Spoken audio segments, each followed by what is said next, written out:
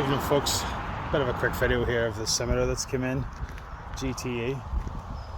So it's a 4-speed manual with the Essex 3 litre fiberglass body, stainless steel exhaust, sounds immense. The wheels look fantastic, they're like a hot rod thing. They're badged Reliant in the centre, but I mean, you know, same as this, but I would assume they're from another brand, maybe Compomotive or something. They look immense. So it's a 1978 car, pearlescent white. We've it inside now because we were just shuffling the cars around, so apologies for the maybe unnatural light, but you can actually see the pearlescent flash now, can't you, in that light. This is the way the car has come into us. It's not being prepped. I mean, it's just had a wipe down, and you can see that it's the bones of a real nice car. I mean, it's had an MOT sporadically over the last number of years because the owner's circumstances has been that they've not always been in the UK. But you know, the owner has maintained the car, and it's still currently MOT'd.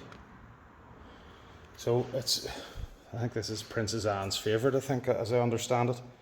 Although I don't know whether she preferred the manual gearbox or the auto. This is a manual 4-speed. You're looking at a bit of duct tape there from an aerial hole. There is actually an electric aerial in the boot, so I would assume that's possibly from there. And again, quite honestly, I think this was wipers or a jet wash of some sort, but it's minor. It's fiberglass bodywork, so you can resolve that maybe better than the gaffer tape. But it's a temporary fix. It stops the water getting in, doesn't it? We've stainless steel exhaust, which is most of the system, and these funky wheels. I mean, I can only assume that they remind me of, what do you call them? Like a hot rod, you know, sort of that sort of thing. So big deep dish. I can only assume they're badged Scimitar, Reliant, but I can only imagine that they're actually Compomotive or something like that. But they're fantastic. A mixture of Goodyear and Firestone tires all around. There is a spare, and I don't know what it is. I'll have a look in a moment. Again, it's fiberglass, so you're not going to have rot problems to that extent. We've some pictures and video from underneath and when it was on the recovery truck, so you can get a better look at it. Popped up sunroof, very of the time, and a deep blue cloth. It's like a velour. Again, rare as they would say, but I think that's fantastic. Actually would rather have that than leather because it's warmer in the winter and you don't sweat in the summer. Electric windows, a fantastic Kenwood CD head unit. I haven't really gone through much more than that in there. The seat setup reminds me a little bit of a 480 Volvo. So it's 2 front, 2 rear, but it's the way it's sort of split like that. They're bucket seats too, which is fantastic. And it's all intact. I mean, I don't see, there's a little bit of wear there on the, what do you call it, piping, and steering wheel, horn. I mean, everything seems to work. There's one thing I'm not 100% sure of. We'll open that and I'll let you have a hear. I'm not sure if it's a power steering car. Now, that could be my ignorance. The steering doesn't feel particularly light, and then at the same time it doesn't feel particularly heavy. It sort of feels a little bit assisted, but at the same time not.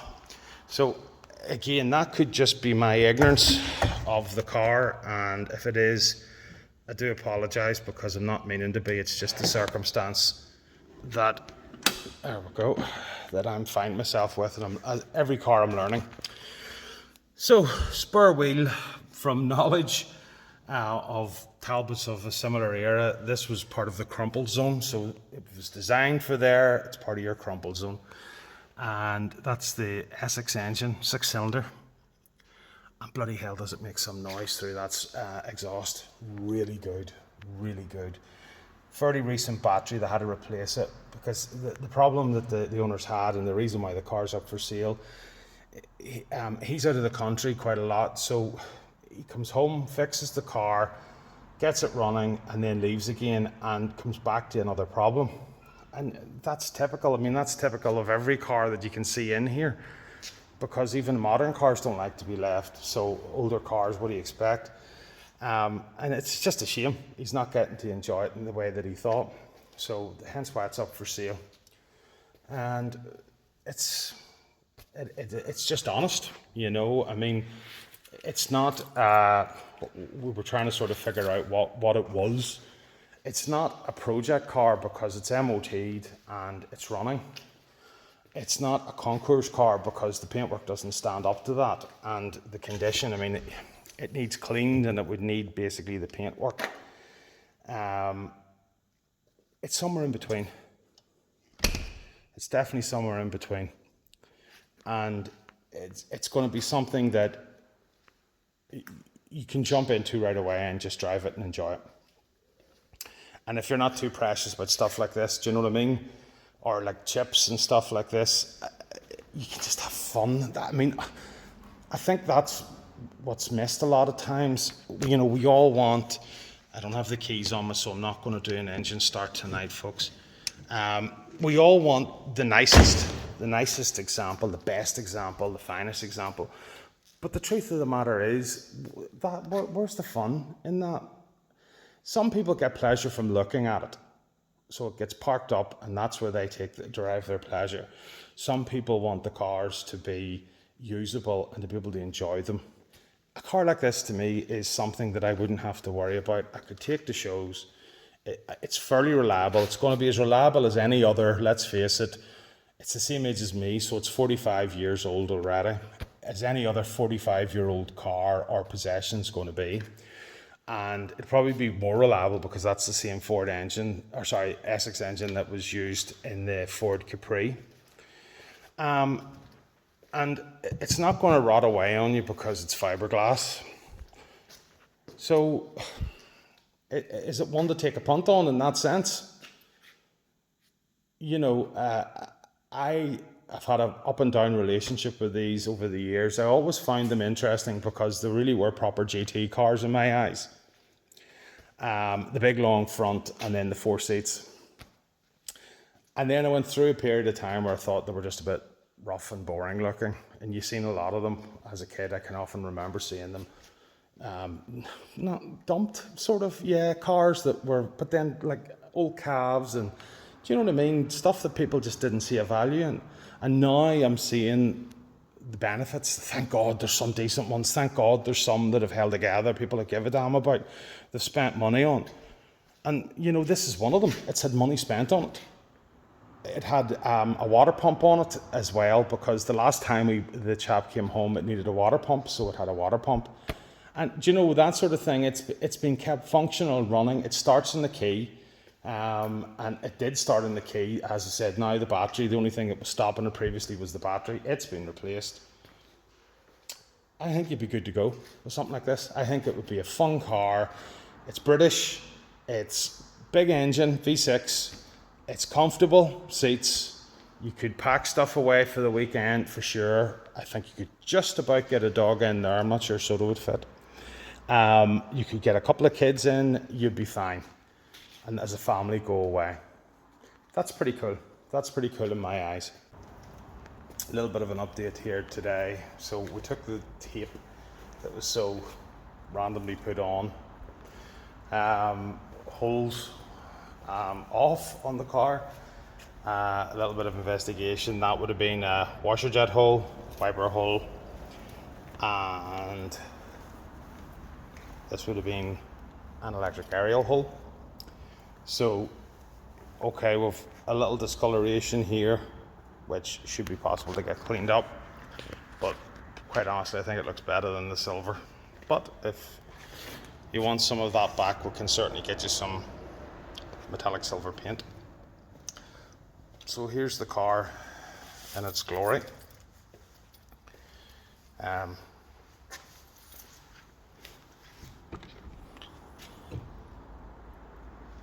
I think it looks like generally a better car all through.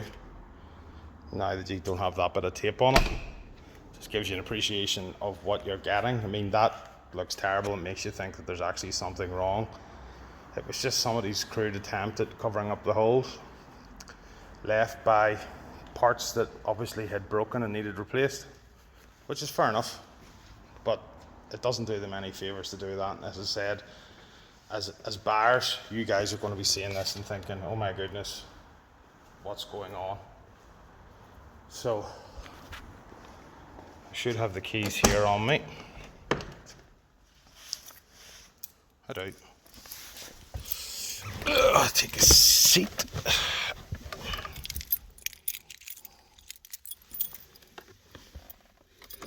Into the ignition. Out of gear.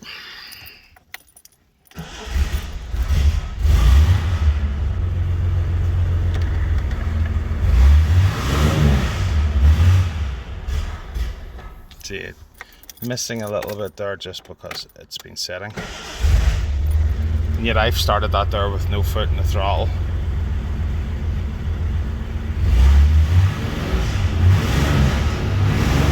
Makes some noise, doesn't it? And like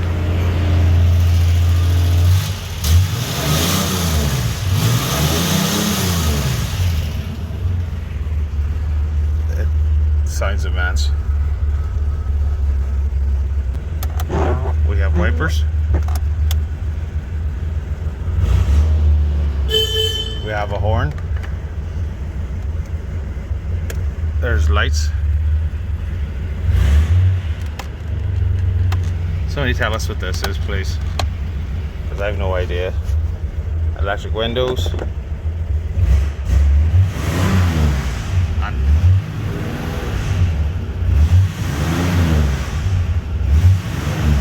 An amazing sounding engine. Sorry, it really sounds bloody immense. I'll let you get a listen underneath.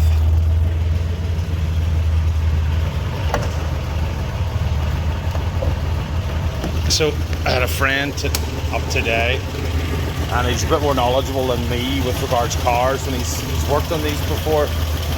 So a couple of things. Electric ignition would make apparently a big deal of difference to this. So that's something that could be done for a couple of £100. Plus, see, this is a metal airbox and that has a vent in it. Apparently, originally they came with plastic airboxes, and the plastic airboxes had a tendency to cause, well, the cars backfired, for want of a better word, threw some fuel into the air box, which would have, on the next ignition, ignited, and plastic car would have burnt it to the ground. Hence this design. So it is a much better idea, isn't it, really? Looks like a slot mag from this side, to be fair. Not one of these nice efforts.